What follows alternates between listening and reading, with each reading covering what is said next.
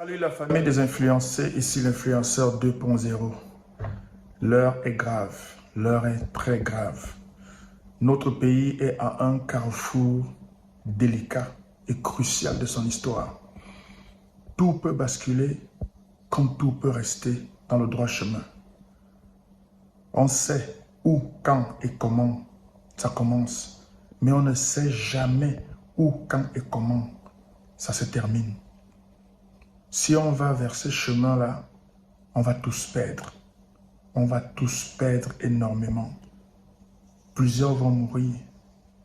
Peut-être nous, peut-être moi, peut-être toi. Plusieurs vont mourir. Et il y aura des blessures inguérissables qui vont s'ouvrir.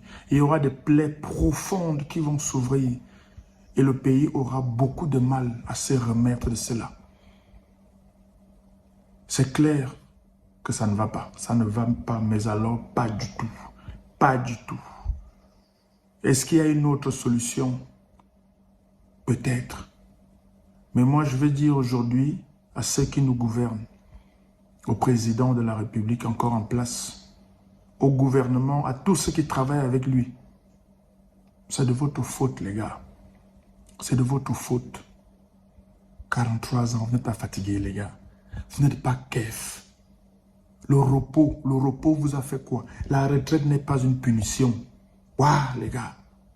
Ce dernier mandat que vous avez encore eu là, les derniers 7 ans-ci, on aurait même cru que vous alliez vous réveiller, que vous aurez fait quelque chose pour dire aux Camerounais, oui, on a compris. Parce que le mal-être des Camerounais est profond depuis longtemps. Depuis très longtemps. Et le problème, c'est l'arrogance et le mépris de ceux qui nous gouvernent. Aujourd'hui, je vois les ministres, les DG, les hauts commis de l'État qui partent dans les villages, les arrondissements pour dire aux gens, calmez-vous, calmez-vous. Ce n'est pas ça que les gens attendaient de vous. Les gens attendaient de vous que vous travailliez. Les gens attendaient de vous que vous donniez un avenir aux Camerounais. Les gens attendaient de vous que vous fassiez des routes, que vous fassiez des ponts, que vous construisiez des écoles, des hôpitaux fiables, des hôpitaux où vous-même, vous pouvez vous soigner. Que vous donniez de l'eau potable aux gens, que les gens soient en sécurité, que les gens se sentent heureux et fiers d'être Camerounais au Cameroun.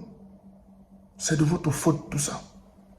La responsabilité de ce qui arrive aujourd'hui, ce n'est pas l'opposition, ce n'est pas les opposants, c'est de la faute du gouvernement qui a passé le temps dans l'inertie et la gabegie totale avec l'arrogance et le mépris envers les Camerounais.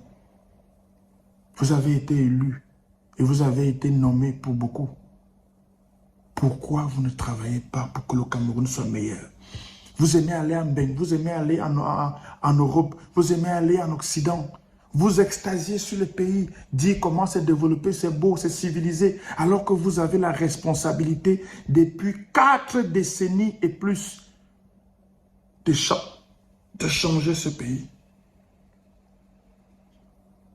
Aujourd'hui, la rue gronde, le peuple boue.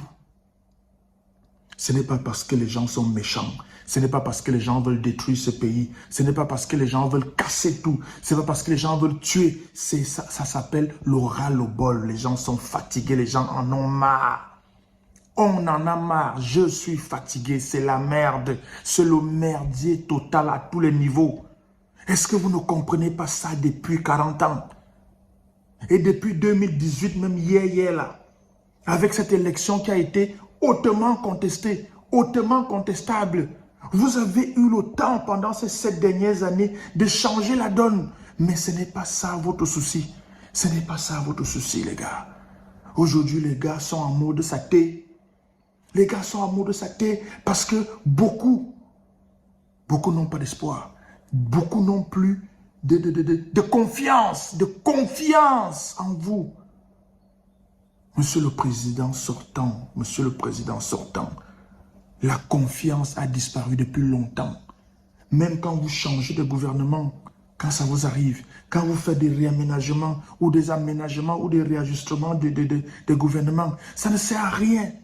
Ça ne sert à rien du tout parce que la tête pensante, celui qui doit diriger le pays, celui qui doit s'assurer que le pays fonctionne, que les ordres qu'il a donnés sont respectés et suivis. Est-ce qu'il fait ça? Monsieur le Président, est-ce que vous nous gérez? Est-ce que vous nous gérez, Monsieur le Président? Même pour votre propre campagne, depuis 2018, vous faites seulement une ville et vous rentrez. Même pour votre propre campagne, Monsieur le Président, vous ne prenez même pas la peine. Est-ce que vous nous gérez, Monsieur le Président? Est-ce que vous avez notre temps? Vous donnez des ordres.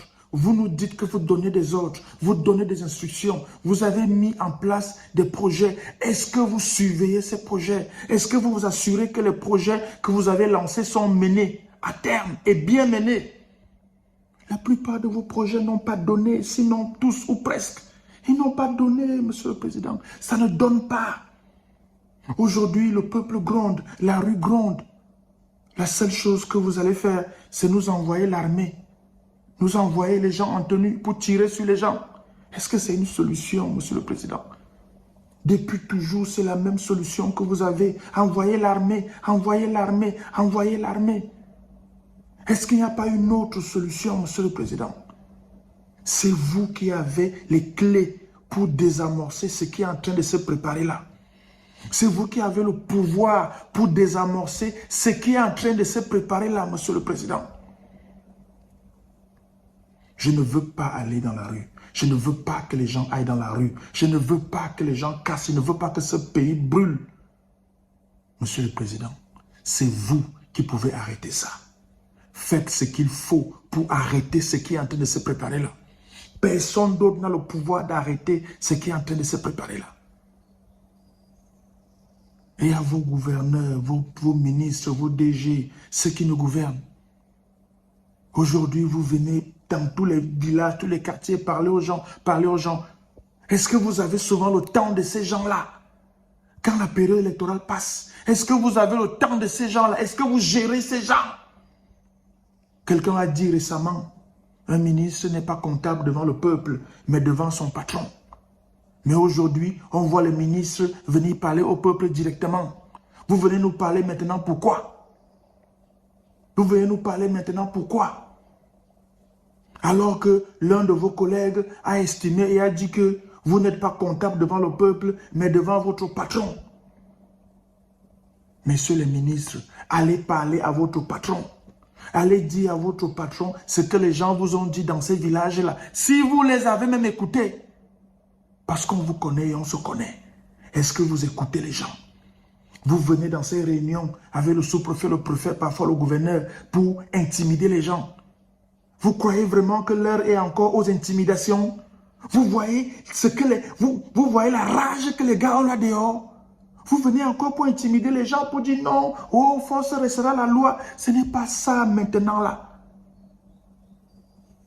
Dites à votre patron que c'est lui seul qui a le pouvoir pour arrêter ce qui est en train de se passer. Mes frères et sœurs Kamé, si on casse, c'est nous qui allons perdre. Si on brûle, c'est nous qui allons perdre. Si on tue, c'est nous qui allons mourir. Mais malheureusement, le ras-le-bol est violent. L'eau a débordé le vase. On ne peut que se retourner vers le président sortant. Monsieur le Président, c'est vous qui avez les clés pour stopper tout ça. C'est vous et vous seul qui pouvez stopper tout ça. Que Dieu protège le Cameroun et les Camerounais. Et que Dieu nous bénisse. Et que la paix soit dans ce pays. C'est dur, c'est très dur. Mais préservons au moins le peu que nous avons encore. Le peu que nous avons encore. Mesdames et messieurs, je pense que je n'ai rien à ajouter par rapport à ce que M. Valéry Dongo a dit. Il a en quelque sorte résumé la situation du Cameroun. En une seule vidéo, il a résumé toute la situation du Cameroun. J'espère, mes chers frères et sœurs, que notre gouvernement saura prendre la bonne décision. Oui, parce que là, vraiment, nous, on veut juste la paix. Hein. On veut juste la paix. On veut juste la paix. Mais les amis, si vous êtes nouveau sur la chaîne, surtout pensez à liker la vidéo et partager au maximum la vidéo pour toucher un maximum de personnes et surtout abonnez-vous et activez la cloche de notification pour recevoir les prochaines vidéos. Ici, nous décortiquons l'actualité camerounaise en temps réel. Donc, appelez pour la prochaine vidéo. Merci d'avoir écouté.